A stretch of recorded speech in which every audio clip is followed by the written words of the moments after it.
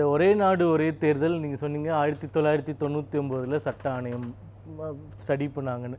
ஆனால் அதுக்கு முன்னாடி 1981 இதுக்கு ஒரு குழு போட்டாங்க, இந்திரா காந்தி அம்மையார் இருக்கும்போது. இப்போது சுதந்திரம் அடைந்தது 1947, முதல் தேர்தல் 1952. அந்த தேர்தலிருந்து 1967 தேர்தல் வரைக்கும் ஒரே நாடு ஒரே தேர்தல்லாம், எல்லா மாநிலத்துக்கும் பாராளுமன்றத்துக்கு எல்லாத்துக்கும். இப்போது 72 வரும்போது பிரச்சனை வருது. ஏன்னா இந்திரா காந்தி அம்மையார் ஆட்சியை முன்னாடியே ஒரு வருஷத்துக்கு முன்னாடியே எலெக்ஷன் வச்சுடுறாங்க. 72 நடக்க வேண்டிய தேர்தல் 71 நடக்குது. அப்போ மாநில சட்டசபை தேர்தல்லாம் தள்ளி போயிடுது. இன்னொன்று, பிராந்திய கட்சிகள்லாம் அங்கங்கே ஆட்சியில் வருது, சில பேர் ஆட்சி கவிழுது, அந்த மாதிரி விஷயங்கள்லாம் நடந்துட்டுருக்கு. அப்போது 1981 இது பண்ணணும்னு சொல்கிறாங்க. அப்புறமா 85 ராஜீவ் காந்தி அவர்கள் பிரதமர் ஆனோடனே அவர் ஒரு டீமை போட்டு அவர் ஒரு ஸ்டடி பண்ணுறாரு.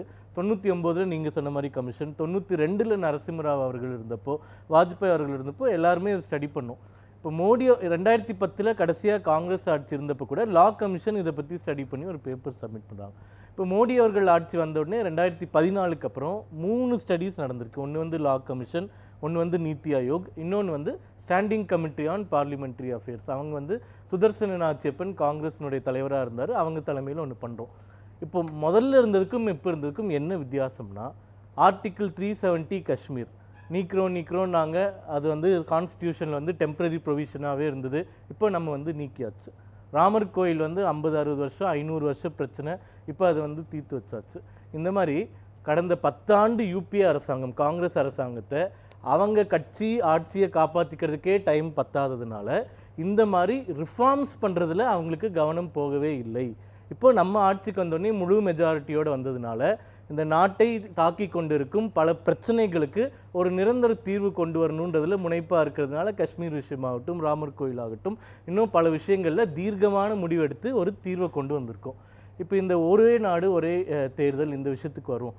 2015 சுதர்சன நாச்சியப்பன் அவர்கள் தலைமையில் ஒரு கமிட்டி போட்டப்போ ஒரு மாநிலத்துக்கும் சென்று ஒரு கட்சிகள்கிட்டையும் கருத்து கேட்குறாங்க, இந்த மாதிரி தேர்தல் நடத்தலாமா. அந்த கமிட்டியில் எல்லா கட்சியை சார்ந்த எம்பிக்களும் இருக்காங்க.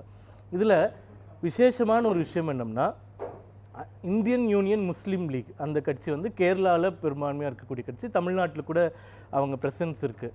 அவர்கள் இந்த திட்டத்தை வரவேற்கிறார்கள். அந்த கமிட்டிக்கு அவங்க கொடுத்துருக்கிற சஜஷன்ஸ் பிரகாரம். அதுக்கு என்ன காரணம் சொல்கிறாங்கன்னா, செலவுகளை குறைக்கும், அரசு ஊழியர்களுடைய நேரத்தை மிச்சமாக்கும், நாட்டிற்கு நல்லதான ஒரு விஷயம் அப்படின்னு சொல்கிறாங்க. தேமுதிக கட்சிக்கிட்ட கருத்து கேட்கும்போது அவங்க வரவேற்றிருக்காங்க. இந்த மாதிரி அந்த கமிட்டியில் எந்தெந்த கட்சி ஆதரவு அப்புறம் வரவேற்றிருக்காங்க. இப்போ அதிமுக ஆதரவு சொல்கிறாங்க. இப்போது இது முதல்ல இருந்தே நம்ம பண்ணணும்னு நினச்சிட்டு இருக்கக்கூடிய ஒரு விஷயம். இப்போது இதுக்கு இங்கே முன்னாள் அதிபர் திரு ராம்நாத் கோவிந்த் அவர்கள் தலைமையில் குழு போட்டிருக்காங்க. அவங்க இப்போ முன்னாள் குடியரசுத் தலைவர் இப்போ அவரு பொதுமக்கள் கிட்ட கருத்து கேட்டிருக்காங்க. கருத்து கேட்டவுடனே இந்த குழு உடைய பரிந்துரைகளை பொதுவாக்கும். அதுக்கப்புறமா அது குறித்து விவாதங்கள், அவங்க என்ன சொல்ல போகிறாங்க என்ன சொல்ல போகிறதில்லைன்ற நமக்கு தெரியல. ஆனால் இது ஏன் தேவை அப்படின்றதுக்கு சில வாதங்கள் பாரதிய ஜனதா கட்சியின் சார்பாக நாங்கள் வச்சுருக்கோம். அதனால தான் எங்களுடைய தேர்தல் அறிக்கையில் அஃபீஷியலாக நாங்கள் வந்தால் இதை அமல்படுத்துவோம்னு சொல்கிறோம். ஒன்று செலவு. இப்போது சர்வே நம்மளுக்கு கொடுத்துருக்கக்கூடிய கணக்குகள் பிரகாரம் ஒரு ஆண்டுக்கு தேர்தல் நடப்பதற்கு மட்டும் 12,000 கோடி ரூபாய் இந்தியாவில் செலவு பண்ணுறோம். அது மத்திய அரசு மட்டும் இல்லை, மாநில அரசும் சேர்த்து செய்யக்கூடிய செலவு. அப்போ ஒரு 5 வருஷ பீரியட் நீங்கள் எடுத்துக்கிட்டிங்கன்னா 60,000 கோடி ரூபாய் தேர்தல் நடத்துவதற்கு மட்டும் மத்திய அரசு மாநில அரசுகளும் சேர்ந்து செலவு செய்கின்றன. இப்போ ஒரே நாடு ஒரே தேர்தல் நடைமுறைக்கு வந்தால் அந்த செலவு வருடத்திற்கு 2,000 கணக்கிட்டு மொத்தமே 5 வருடத்திற்கு 10,000 கோடி தான் செலவாகும் அப்படின்ற ஒரு கணக்கு சொல்கிறாங்க. இதில் மாறுபாடு இருக்கலாம், வேறுபாடு இருக்கலாம், அது சப்ஜெக்ட் டு டிஸ்கிரிப்பன்சிஸ், அதுக்குள்ளே நம்ம போகிறோம். அப்போது செலவினங்கள் அதிகமாக குறையும். இரண்டாவது, இந்த மாடல் கோட் ஆஃப் கான்டக்ட்னு வந்துடும். இப்போ பாராளுமன்ற தேர்தல் வரப்போகுது. பிப்ரவரி மாதமே தேர்தல் அறிவிச்சிட்டாங்கன்னா 3 மாத காலத்துக்கு மாடல் கோட் ஆஃப் கான்டக்ட் வந்துடும். இப்போது மகாராஷ்டிரா மாநிலத்திற்கு இந்த தேர்தல் முடிஞ்ச அடுத்த 3 மாதத்தில் சட்டசபை தேர்தல் வருது. மகாராஷ்டிரா, ஹரியானா, ஜார்க்கண்டுக்கு. இப்போது மகாராஷ்டிரா மாநிலத்தை ஒரு எடுத்துக்காட்டை எடுத்துக்கிட்டோம்னா, பாராளுமன்ற தேர்தலுக்காக 3 மாதம் மாடல் கோட் ஆஃப் கான்டக்ட், உடனே அவங்க தேர்தல் அறிவித்த உடனே அடுத்த 3 மாதம் மாடல் கோட் ஆஃப் கான்டக்ட். அப்போது 6 மாதம் அந்த மாநிலத்துக்கு, அந்த மாநிலம் மட்டும் இல்லை எந்த மாநிலமாக இருந்தாலும் நலத்திட்டங்களை கொண்டு போக முடியாது, புது திட்டங்கள் அறிவிக்க முடியாது. இந்த பிராக்டிக்கல் டிஃபிகல்ட்டி பாசிபிலிட்டிஸ் இருக்கு. இப்போ இது வந்து 2019ஆம் ஆண்டு சுதந்திர தின உரையில முதலாக பிரதமர் மோடி அவர்கள் அஃபிஷியலாக இதை பத்தி சொல்றாரு. நாங்க வந்து ஒரே நாடு ஒரே தேர்தல் கொண்டு வரோம்னு சொல்லிட்டு.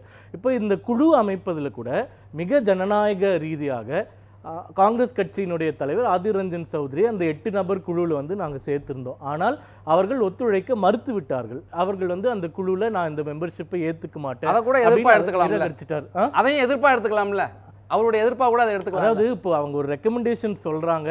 இப்போது ஒரு விஷயம் நான் சொல்கிறேன், இப்போ காஷ்மீர் 370 இப்போ வரைக்கும் எதிர்த்துட்டு தான் இருக்காங்க. ஆனால் அது நம்ம நடைமுறை பண்ணி கொண்டு வந்துட்டோம். அதனால் நிறைய விஷயங்கள் நம்ம ஒத்துழைக்கிறோமோ ஒத்துழைக்கலையோ நடக்கும் அப்படின்ற ஒரு கட்டத்தில் என்ன கேள்வி இங்கே வருது அப்படின்னா, இப்போ நீங்கள் கூட வாய் தவறி சொன்னீங்களா?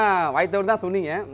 குடியரசுத் தலைவர் அதிபர் என்று கூட வந்து சொன்னது, அதிபர் ஆட்சி முறையை இந்தியாவில் கொண்டு வருவதற்காகத்தான் இந்த ஒற்றை தேர்தல் ஒற்றைன்னே சொல்லிட்டு வர்றாங்க. அந்த வகையில் ஒற்றை தேர்தல்னு அந்த அதிபர் ஆட்சியை நோக்கி பாஜக இந்தியாவை கொண்டு செல்கிறது, அதற்கான முயற்சி தான் என்று எதிர்க்கட்சியில் குற்றம் சாட்டுகிறார்.